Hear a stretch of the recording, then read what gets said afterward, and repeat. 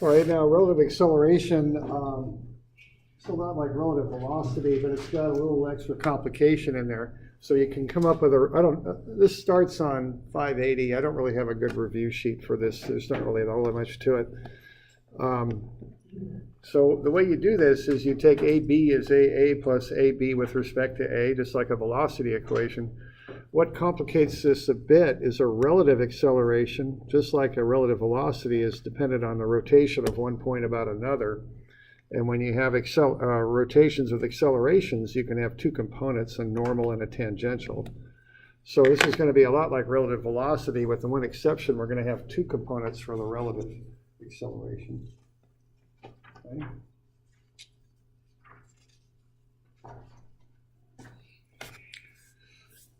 So that'll be the one difference. So why don't we just look at a couple examples of this to kind of understand what we're talking about here. So let's start with 580. I guess I would mention, well, let's see. Yes, okay. Now, earlier on, we made an argument that for a wheel that rolls without slipping, that the velocity of the axle of the wheel, which is the velocity of the vehicle, which would be applied to every point on the wheel. So that whole wheel there and this up above is moving to the right with a velocity of v0. And being as it wasn't slipping, we showed that the velocity of the wheel, on the perimeter of the wheel due to rotation is equal to the velocity of the vehicle, that they're equal to one another. So for every point on that wheel, you had two velocities. One v0, which was to the right because the wheel is rolling to the right, but also on the rim of the wheel, you had those v0s that go clockwise as the wheel rolls, and that those two velocities equal each other, okay? And we went through that when we went through the wheel that rolls without slipping. Well, you can make an exact same argument, and I have a statement to this effect on 580, that a wheel would also accelerate to the right. If, let's say, it's accelerating to the right, it will have a clockwise tangential acceleration on its rim due to rotation, and that AT and A0 equal one another. Okay? It's the exact same argument as you could make for the velocities. And I just want to point that out because I don't want to go through the whole derivation of it. It's just the same derivation as we used when we did the velocities. Okay? So when we went through this, it was on page 520, we showed that the rim speed and the translational velocity of the wheel equal one another. And now, with a similar argument, we could show that the acceleration of the wheel to the right and the tangential acceleration on the rim are equal to one another. Okay. Okay, so that said, let's say we've got this car and the wheel rolls without slipping. It's got a velocity of 1.5 meters per second to the right and an acceleration of 0.6 meters per second squared to the right. Let's figure out the acceleration vector style of that point right there, point A. Okay, we're assuming the wheel doesn't slip. So what we're going to do then is we're going to just put a bunch of stuff together here. What we're going to put together is we're going to look at the acceleration of point C, which is the axle. That's the same acceleration as the acceleration of the entire vehicle, which is going to be 0.6. Okay, so that's AC. We're going to look at a tangential acceleration of A, but we're also going to have to look at a normal acceleration of A. And we're going to have to put all three of those things together and add them up vector style to get the total acceleration of A. That's really what's about to happen here, okay? That's kind of the big picture. Because the whole vehicle is accelerating to the right, that will affect A, but also A is rotating about C. So when it does that, it has a normal acceleration and a tangential acceleration. That's kind of the deal, okay? So let's put them all together. So the tangential acceleration is the acceleration of point C, which is 0.6. So two of those accelerations I just listed, the tangential and AC, are 0.6. Now they point different directions, but they have the same magnitude, okay? So what AC is just 0.6 I, really, okay? Now, we've got some other accelerations going on here too.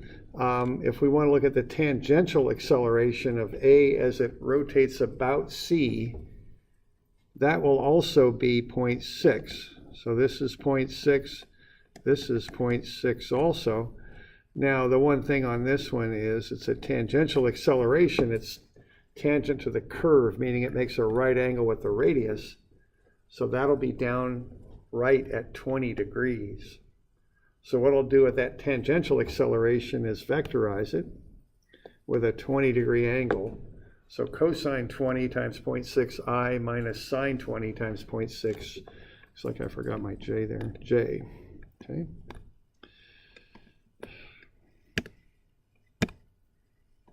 There. Okay. So that'll be the tangential relative acceleration. Now I've also got the vehicle itself is traveling to the right with a velocity of 1.5 meters per second. That'll be the rim speed of the wheel. So the normal acceleration will be that rim speed of A squared divided by the radius of the wheel, 0.3 meters. So that'll be 7.5. That'll be working down and to the left at 70 degrees. So that'll be negative cosine 70, 7.5 I minus sine 70, 7.5 J. Okay.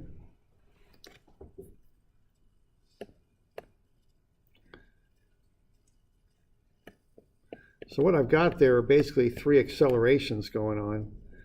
I've got the acceleration of C, which is given at 0.6 in the x direction. I've got the relative tangential acceleration, which has the same magnitude, but acts down and to the right at 20 degrees. And then I've got the normal acceleration, which is based on the velocity of the car squared divided by the radius of the wheel, and vectorized with a 70-degree angle. Okay. So what I'm going to do is combine all that stuff together and get the total acceleration of A.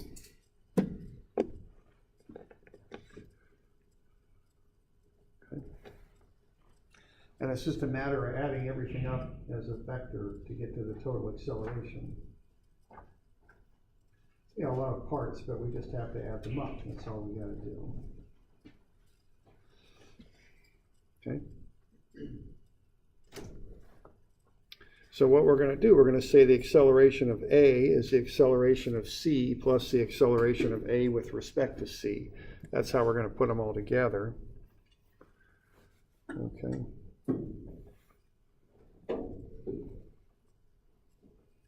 So there's the equation we're going to use, and we just combine everything together.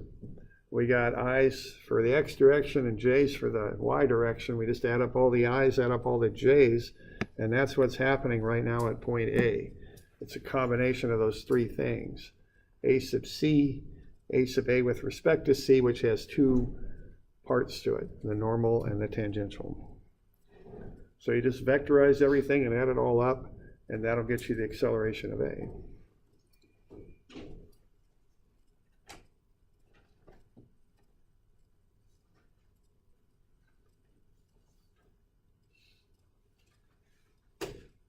So we're doing all right with that?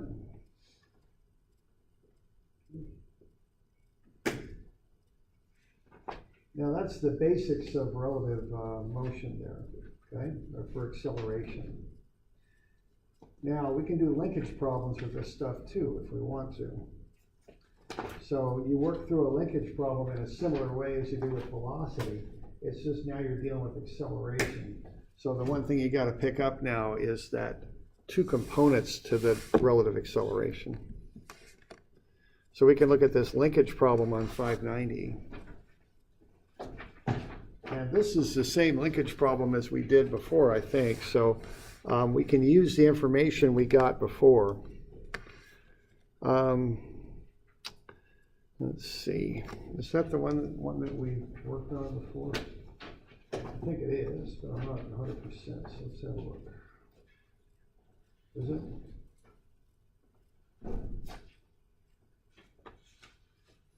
Yeah, I believe it is. So the thing we did when we worked through it, either on we worked through the thing 3 times now, so it was on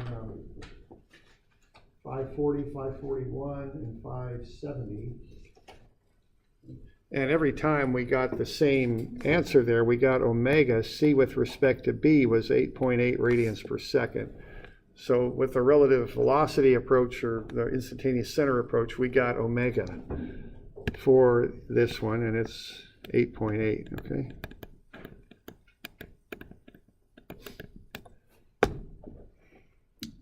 So that's a known now.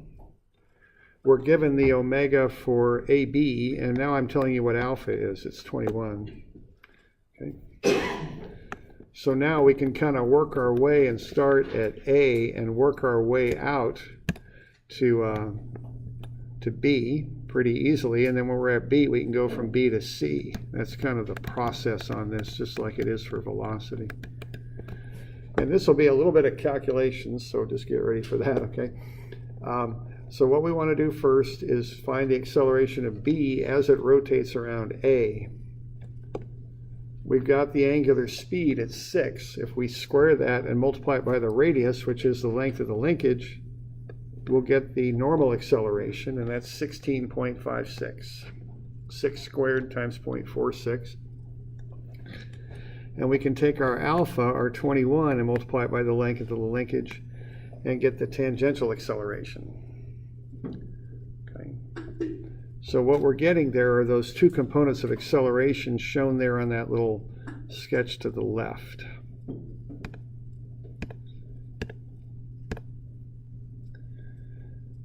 So we got this one, and we got that one. So the tangential acceleration is 9.66, and the normal acceleration is 16.56. The tangential is perpendicular to AB, 34-degree angle for the linkage, so 56-degree angle for the tangential acceleration, 90 minus 34. And the normal acceleration goes from B towards A at 34 degrees. Okay. So we can vectorize all that stuff. So the normal acceleration has a negative I and a positive J. Okay, so negative cosine 34, 16.56 is the I.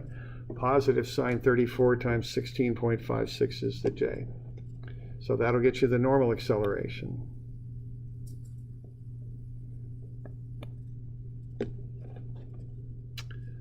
All right, then you can get the tangential acceleration too. You know its magnitude is 9.66. We can find this 56-degree angle because that straight line gets us 180 degrees. We're using 34 of that up there, and we're using another 90 right there. So do that subtraction and you get 56. Upright.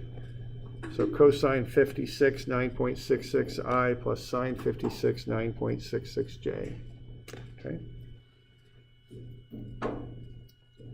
So that'll get you the tangential acceleration in vector form. So we got the normal and the tangential accelerations of B in vector form, and we can just add them together and get the total, which I did for you right down there. So there's AB, acceleration of B. So we okay with that? All right.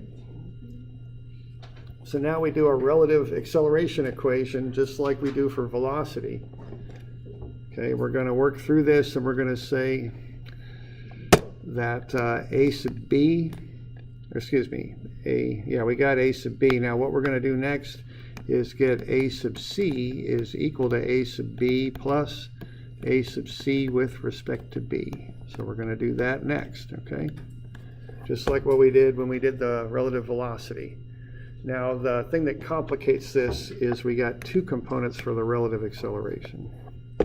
So we have to work through those. We got a normal component and a tangential. So the normal component is omega, which we know because we did the relative velocity stuff and found omega. It's 8.8. Square that and multiply it by the length of the linkage, and you get the normal acceleration. It's 46.46. That's what C is doing with respect to B. So that's coming that way. That'll be down left at 17 degrees. So we can do the trig on that. Negative cosine 17, 46.46, and negative sine 17, 46.46. And that'll get us a vector form of that normal acceleration.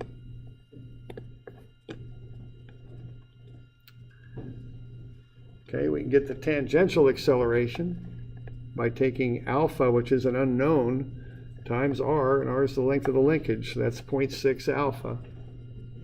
Now the tangential acceleration will act perpendicular to the rod up left. So that'll be a negative x and a positive y. We got 17 and 17. 90 minus 17 gets us 73 degrees in there. Like that.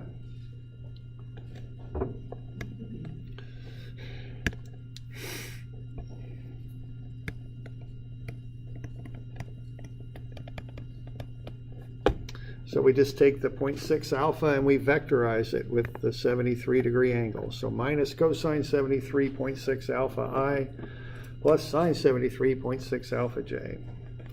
That gets us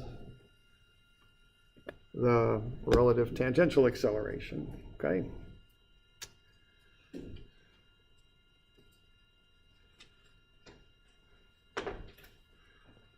So we got both relative accelerations, normal and tangential, and we can plug all that into our vector equation now, okay? We know that C is on the rod, so it has only a j component. We found AB, and then we got the two components of AC with respect to B. So we just run them all together now into one big old vector equation, and that's a pretty big vector equation there, isn't it? Okay? And then same sort of deal. You pull out, you look at the unknowns, there's two of them, AC and alpha. AC has only a j component, so you've got 0i on AC. So you're going to do the I equation first and solve for alpha. Okay? So pull out all the i's, 0 on the left, negative 8.3 on the right, negative 44.5, and negative 0.175 alpha. Solve for alpha, it's negative 302.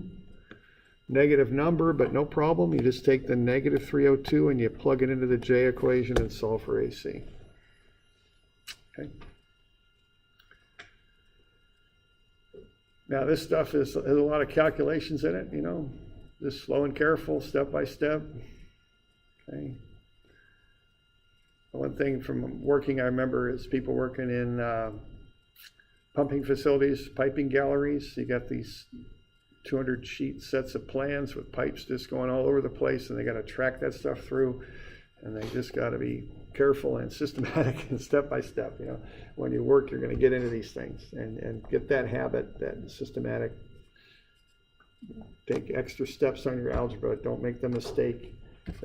Don't drop that negative sign. That's going to catch you 8 hours down the line. Okay, that's painful when that happens. Okay. And it's a good skill for work too, because you get involved obviously in very complex projects when you work, and you want to get systematic and cut down on the errors as much as you can. Okay. So that's how I would do that geometrically. Okay. And I end up with a sub c is negative 169, so I assumed it's up. It's not. It's actually accelerating down as it moves on that rod. Okay.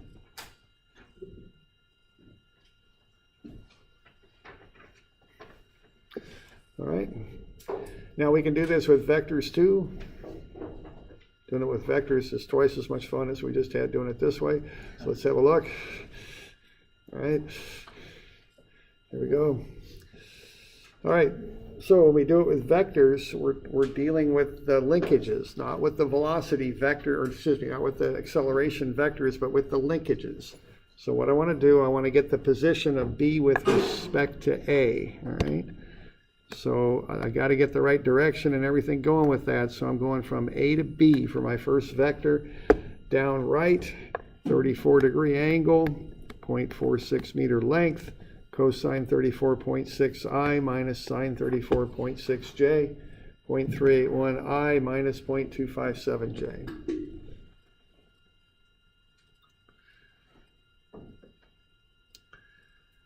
All right, once I got that vector there, to find the normal acceleration, I take negative omega squared times r. Okay, and that r is a vector. I don't know if I got a vector hat on that or not in your copy. I'm not sure. I do? Okay, I'll fix that. Okay. And you just got to use that as a vector. So that'll be minus 6 squared, because omega 6. The negative goes outside of the parentheses. That negative serves a function. What it does is it turns around your position vector. So instead of going from A to B, when you throw that negative on there, it's going from B to A, which is how the normal acceleration goes, see? And you get negative 13.7i plus 9.26j. That's how you do a normal acceleration. You just take omega squared, put a negative in front of it, and multiply it by the position vector. Okay. Now, the way you get the tangential acceleration is you cross alpha with r. So we got alpha is 21 counterclockwise, so that's a positive 21. Cross that with the r vector. Run the numbers, and you get 5.4i plus 8.01j. That's the tangential acceleration. Positive x, positive y. Okay.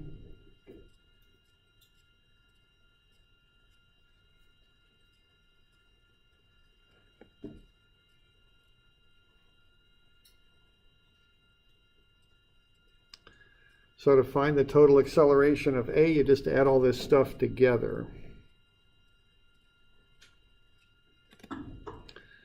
Okay, so I add the i's together down below, and then I add the j's together, and I get the total acceleration. It's negative 8.3i plus 17.3j. Okay, so that's what B's doing as far as acceleration.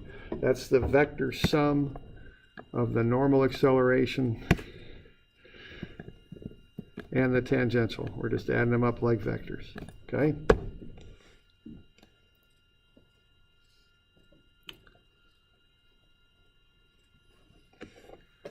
All right, and you do a similar thing as you work from B to C. It's a very similar process. You want to start by getting the vector that goes from B to C. Easy enough, 0.6 meters at a 17-degree angle. Okay. 0.6 cosine 17i plus 0.6 sine 17j. There you go. 0.574i plus 0.175j. Then you take your omega, which we found on the previous problem. It's 8.8. You square it, and you put a negative sign out in front and multiply it through the position vector. That gets you the normal relative acceleration of C with respect to B.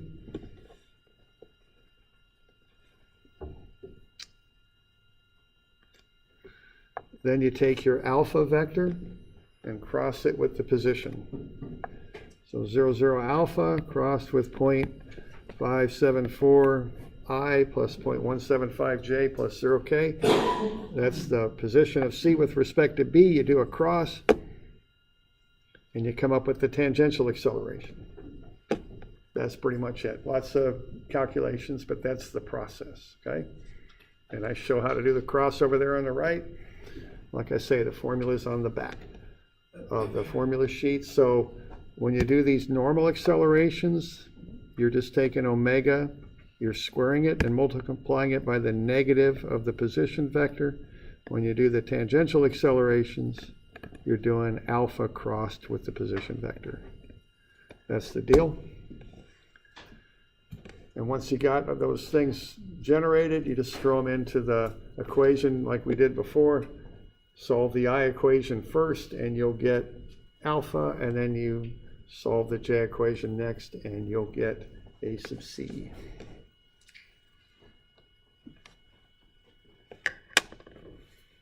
All right. So that's relative acceleration. little bit more involved, but the same idea as relative velocity.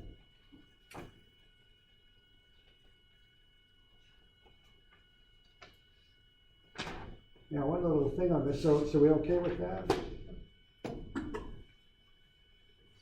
All right.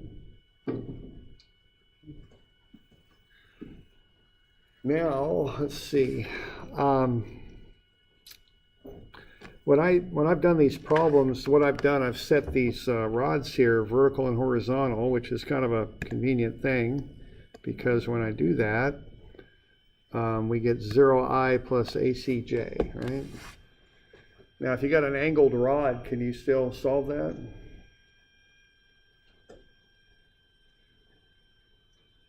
You're going to have two components there. Yeah, you can still solve it. You're going to have two equations, two unknowns is what you're going to end up with, okay? So in the junior year, those rods will be going all over the place, okay? Now, but the thing is, you know, what do you got to use to solve this stuff out, okay? You got MATLAB, right? You got Scilab, you got things, you got tools, all right? So don't get hung up on the calculations. You know, next year, I think, especially if you're a mechanical engineer, you'll be using MATLAB and more, okay? And get used to that, because you can knock through these things pretty readily with that tool, okay? And, you know, when I worked, I kind of started off with pushing buttons on a calculator, and I got a programmable calculator, and that's my next step up.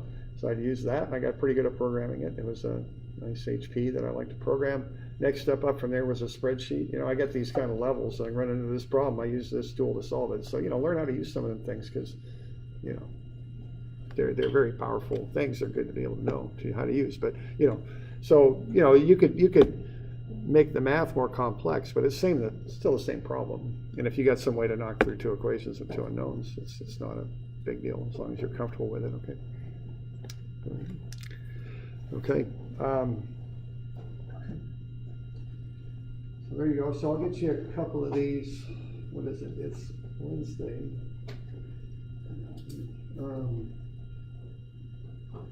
Yeah, I'm going to make this due Monday, I think, because I think that's worthwhile, because it's kind of a little bit of a review of relative velocity, and that's not all bad for you. So maybe we'll do that. And also, I don't want to stack a bunch of homework up on next Friday. I'm just thinking with the test, and you know, I don't like to try and not schedule a bunch of stuff before test. But I will do this one just because I think it'll help you with the review a little bit. So 311 and 312. These will take a little time. We'll go over them on Friday. Okay. So 311, 312. Those are due Monday. And Monday will be the 20th, I think. Okay. All right. I think we'll call it good here.